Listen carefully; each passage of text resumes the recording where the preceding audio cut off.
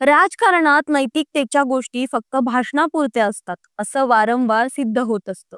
पण कधी कधी सत्य इतकं भयावह समोर येतं की ते सगळ्या बुरख्यांना फाडून टाकतं.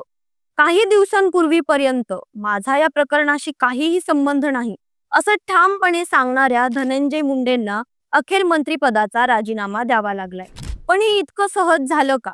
तर नाही. गेल्या 2 महिन्यांपासून विरोधक धनंजय मुंडेंच्या राजीनाम्यासाठी आग्रही होते.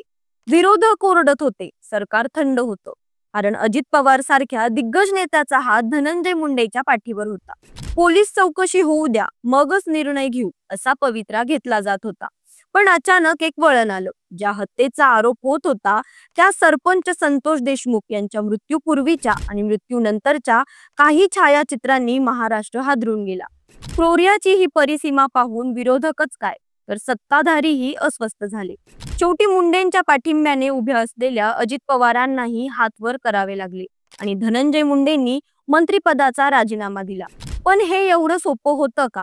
तर नाही. नमस्कार, मी अंजली आपलं स्वागत करते पोलखोलमध्ये.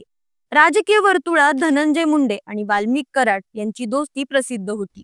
मुंडेंना जे हवं असेल ते वाल्मिक कराडच्या सांगण्यावरूनच होत असे. बीडमध्ये तो प्रतिपालक मंत्री म्हणूनच वावरायचा. सरकारी अधिकाऱ्यांच्या बदल्या असोत किंवा मोठ्या नेत्यांच्या भेटी असोत, वाल्मिक कराड शिवाय काहीही घडत नव्हतं.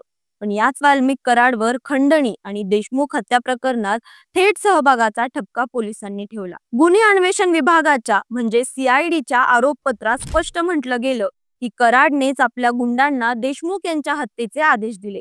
यावर धनंजय मुंडेंनी सुरुवातीला हात झटकले. माझा याच्याशी काहीही संबंध नाही असं सांगत राहिले. पण लोकांना माहित होतं, मुंडे आणि कराड हे वेगळं होणं म्हणजे सूर्य पश्चिमेला उगवणं. गुन्ह्याचं गांभीर्य वाढलं तेव्हा विरोधक फक्त टीका करत होते आणि सरकार तटस्थ होतं. धनंजय मुंडेंचा राजीनामा अजित पवारांसाठीही प्रतिष्ठेचा विषय बनला होता. पण मग काही फोटो बाहेर आले. हे फोटो होते सरपंच संतोष देशमुख यांच्यावर अमानुष छळ करतानाचे, अत्यंत क्रूर आणि हृदय पिळवटून टाकणारे. एका राजकीय षडयंत्रात एका माणसाला किती अमानुषपणे ठार मारलं जाऊ शकतं याचा जिवंत पुरावा म्हणजेच हे फोटो. सोशल मीडियावर ते वाऱ्यासारखे पसरले आणि एकच संतापाची लाट उसळली. सत्ताधारीही अस्वस्थ झाले. अखेर मुख्यमंत्री फडणवीस आणि अजित पवार यांच्यात मध्यरात्री बैठक झाली. त्यातच ठरलं, धनंजय मुंडेंना मंत्रिपद सोडावं लागेल.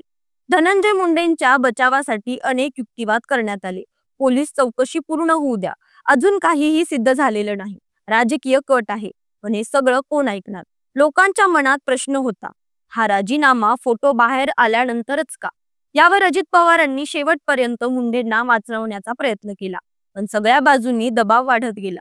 फडणवीसही संवेदनशील मुख्यमंत्री या टॅगला चिकटवून राहिले नाही. अखेर निर्णय झाला, धनंजय मुंडे बाहेर. हा संपूर्ण घटनाक्रम महाराष्ट्राच्या राजकारणाला मोठा धडा शिकवणार आहे. सत्ता कितीही मजबूत असली, पाठिंबा कितीही मोठा असला तरी सत्य एक दिवस समोर येतच. वाल्मिक कराडला कायदा सगळ्यांसाठी सारखाच असतो हे जसं पटायला वेळ लागला, तसं धनंजय मुंडेंनाही अखेर मंत्रिपद सुटल्यावरच हे कळलं असेल. राजकारणात प्रत्येकाला वाटतं आपण अडचणीतून बाहेर पडू, पण कधी कधी गोष्टी इतक्या स्पष्ट समोर येतात की कुणालाच सुटता येत नाही.